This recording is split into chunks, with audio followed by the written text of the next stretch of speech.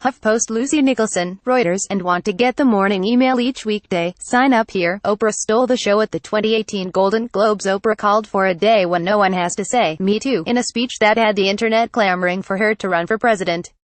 Her longtime partner Stedman Graham fueled the 2020 rumors by saying she'd absolutely do it if the interest is there, while the check out all the looks from the fashion blackout as Hollywood elected to wear black to show solidarity with the victims of abuse and UAL harassment. Natalie Portman dragged the announcement of the Best Director category for being all-male.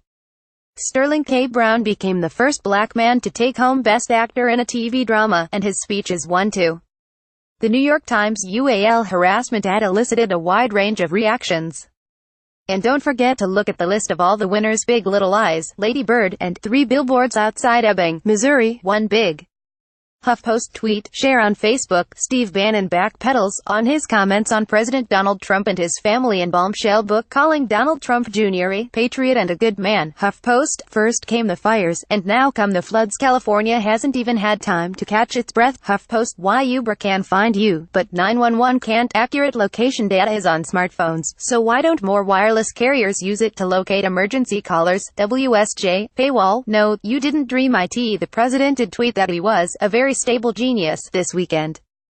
HuffPost, so the CDC is warning about how to prepare for a nuclear explosion. No, nothing to worry about at all. HuffPost, 10 Democratic primaries we'll be watching this year. There's a lot going on in Illinois. HuffPost, what's brewing? You didn't think we were done talking about the Golden Globes, did you? No one knew how to take Seth Meyers' Harvey Weinstein joke. Actresses brought a bevy of activists to the Globes. Deborah Messing blasted E! News for wage inequality.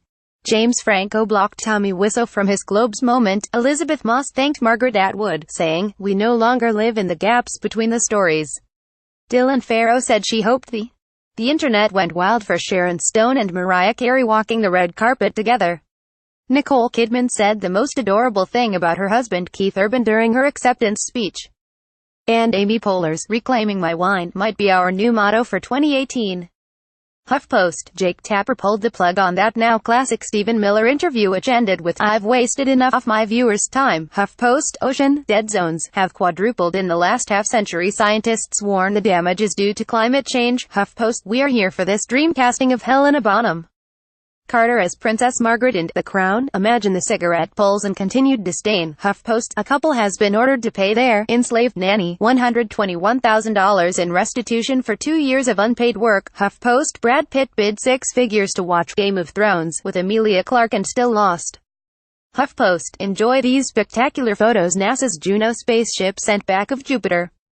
Turns out the fear of hair is a real thing, so those who freak out over cleaning the drain may not be just making up excuses. So, about these tearless onions, why the biggest cause of preventable blindness persists. The president mixed up consequential with consensual in a tweet. A judge is settling a fight over Charles Manson's murderabilia. How to stay married when you're cooped up during a storm from hell. We can't stop looking at these photos of a frozen Niagara Falls. Over $150,000 has been raised for a Roy Moore accuser after her home suspiciously burned down. 2 major Apple investors are calling for a company response to the growing public health crisis of youth phone addiction. Someone bought a $559 million lottery ticket in New Hampshire. Feel free to mail it to us. The internet loved the Winona Ryder comeback ad. You think your day is hard? You could have been flying through JFK Airport when a water main broke and flooded baggage claim. Yes, you need to see this ice skating performance too. Turned down for what? Yes, that is the you're thinking it is. The Expert's Guide to Going Dry. Sydney saw its hottest day in 78 years when it hit 117 degrees Sunday, while a U.S. mountain was the second coldest place on Earth. And Kelly Clarkson was all of us geeking out over meeting Meryl Streep.